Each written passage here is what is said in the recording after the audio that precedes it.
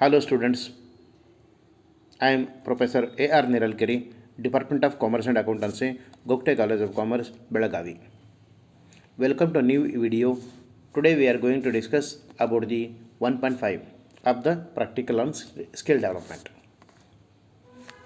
Then this is the last aspect in the first unit. Then the 1.5 relating to the cooperative society. Here basically we have to study the meaning and the definition of the cooperative societies, the features of the cooperative societies, the objectives of the cooperative societies, and the merits and the limitations of the cooperative societies.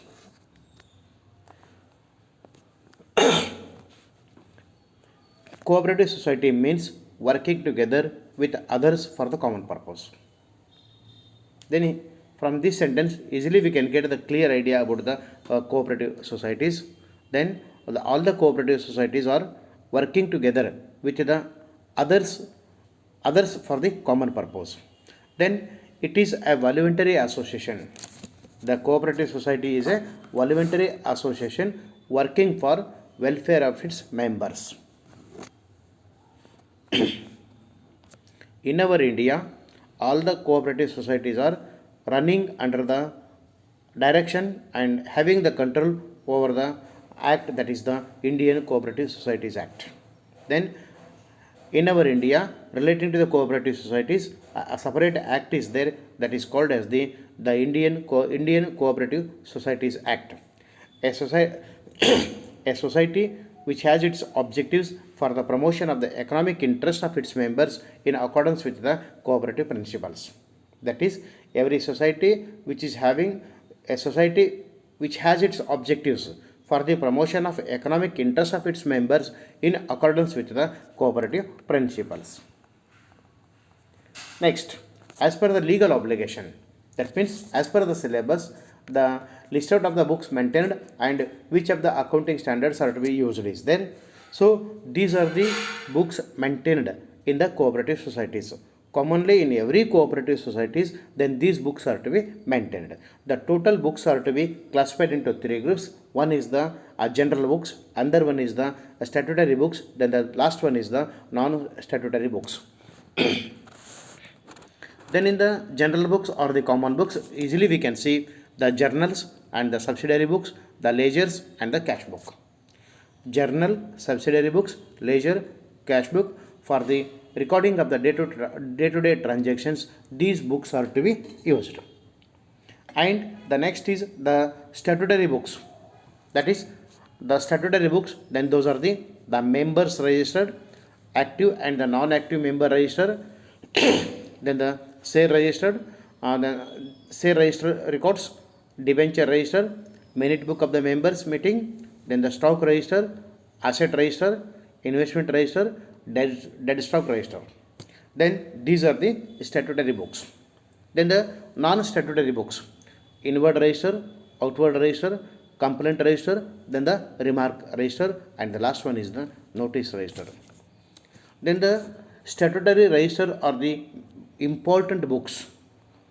Then for the record purpose, then for the legal obligation, these books are to be maintained in a systematic manner. Then as per the act, once in a year, all the cooperative societies should be go through the audit. And also for the legal obligation of the income tax department and the audit department of the cooperative societies, then these books are to be submitted once in a year before the authorities. So here commonly these books are maintained in every cooperative society. Next we can see the cooperative societies contents or the similar objectives of the cooperative society. Cooperative societies are started with the objectives of to remove the exploitation of the middlemen, especially in case of the agriculture industries. The farmers are having the more exploitation from the middlemen. Then the main objectives of the cooperative societies are to remove the exploitation of the middlemen, and the cooperative societies compulsory, and as per our Indian Cooperative Act 1912, the cooperative society should have the registration. The registration is the compulsory for all the cooperative societies. And also nowadays the procedure for registration is very easy. And easily one can start the cooperative society. The minimum the members of the cooperative societies is to be 10, the maximum is unlimited. And the shares are initially the shares are issued to the members. Then the membership fee are to be collected, the shares are to be issued to the members. Then once the registration is completed, once the process of the registration is completed, then the cooperative society gets the legal entity. Then the cooperative society gets the legal entity. Then common features of the cooperative societies are like this: the voluntary membership, the legal status, the limited liability, and having the control, and the service motive. One by one we can see the features of the cooperative society. Then the first is that voluntary membership. This is the speciality of the cooperative society. That is, the membership is open for all, at all times. The membership is open for all, immaterial of the caste, religion, and the gender. Usually, the membership can get at any time, at any year, like that. That is, it is always open for all the persons. Then, a person is free to join and free to come out of the society, and no compulsory to remain as the member. So, this is the speciality of the cooperative societies. The membership is open for everyone, and a person can easily entry and also can easily exit from the cooperative societies. And also the last aspect is that no compulsion to remain in the society as the member. That is completely will and wish of his of him. Then the legal status. Once the society gets the registration as per the Indian Cooperative Act 1912, then it gets the legal status. Registration is compulsory, and also after the registration the society gets the legal status. Then the society can enter into contract. Then only the society gets the eligibility, can enter into the contract, and the society can purchase the assets on its own name. The society can purchase the assets on the name of the society, and and and also the society can suit the file to others, and the others can suit the file on the society, and the society can mix any contract with others, and also no affected by the entry or the exit of its members. The society is always always available and no affected by the entry or the exit of its members. The another feature is that the limited liability. This is the a special feature of the cooperative societies, that is the limited liability. Whatever the amount invested in the cooperative societies, whatever the shares purchased in the cooperative societies, a member is responsible to that amount only, that invested amount only. That is, all the members have a limited liability. All the members have limited liability up to the amount invested in the society by the members. So this is the speciality of the cooperative societies. A lesser the risk, higher the profit. Then control. Then the societies are running by the board of directors. The chairman is there, secretary is there, and the board of directors are there. That is, the control is in the board of the directors are there. The elected managing committee takes all the decisions. Here the managing committee means that is the board of directors. The societies, the board of directors are elected by all the members. The board of directors are elected by the members through the elections, and out of the board of directors, one should be the chairman and another one should be the secretary. So here the control is under the hands of the board of directors. Then the main motive of the cooperative society is that service. The service motive is the main object of the cooperative society. The purpose of cooperative society is to increase mutual help. The purpose of cooperative society is to increase mutual help and welfare of its members. Ultimate object of the cooperative society is that welfare of its members, and next, the motive of service dominate its working. Let us see the merits of the cooperative societies: equality in voting status, the limited liability, the stable existence, constant existence, economy in operations, support from the government, then the easy operations. These are the important merits of the cooperative societies. Let us see one by one of the merits. Equality in voting status. This is the uh, that is even a common manner can get the benefit, that is equality in voting status, one man one vote. Then the capital contribution is not given importance, and the equal voting right to all the members. Here the one man one vote means all the members should have the voting power, immaterial of their investment, immaterial of their share capital. Even a person is having the maximum share capital, even a person is having the maximum shares, but his voting is only one.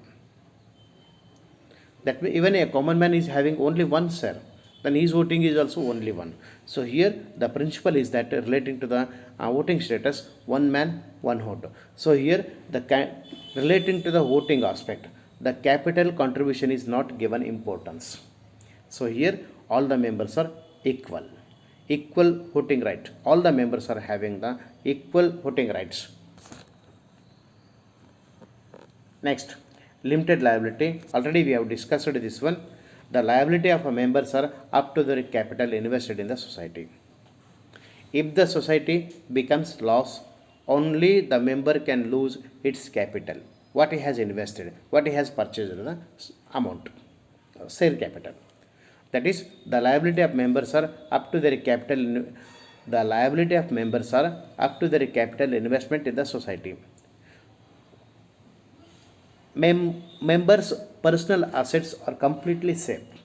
Members' personal assets are completely safe, but this cannot be happened in case of the partnership firm. Then, so here the speciality of the cooperative societies is that the members' personal assets are always safe in case of the loss. Then the stable existence. Then the society's existence does not affected by any death of the member and insolvency of the member or insanity of the members. The members can come, the members can exit. The society is always a stable existence. Then for this one we can give the one example, that is Amul.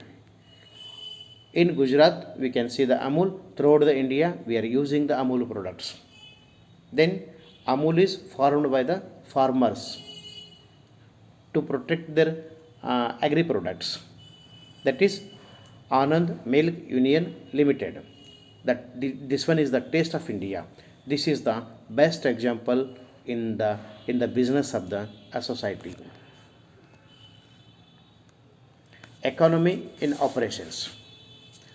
Then for running the societies, it is very easy and also economy, because of it's run by the members, removes the middlemen, no bad debts, because of here the producers, the consumers are the members of the society, always they protect their interest, and also the members are working here for the service motive. So here members are working for the service motives, they removes the middlemen, because of the producers and the consumers are the directly members, no question of the bad debts. So here all are working for the welfare of them. So this is the speciality of the cooperative societies and the support from the government. Then for the cooperative societies, then it is completely based upon the democracy principles. Then so the state government and as well as the central governments are giving a subsidy to the societies. So here for this subsidy, everyone is getting the benefit. Every members should get the benefit of the subsidy, and also low tax rate. for the outcome, for the income, for the surplus amount, the tax rate is very less. It is also benefited to the members for the betterment of the societies.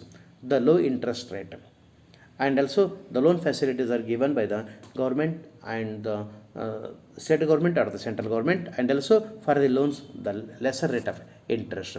So the maximum supports from the government easily they can get. Then easy formation of the cooperative societies. Nowadays the legal is for the legal obligations very liberal is there. Anyone can start its cooperative societies with the members of 10 members, and the only few legal formalities are there. And the governed cooperative societies act of the 1912, within 10-15 days we can start the cooperative societies. So here then these are the contents of the cooperative societies. In the next videos we can see the next aspect, that is the conversion of the limited liability into the conversion of the partnership firm into the limited liability. Thank you one and all.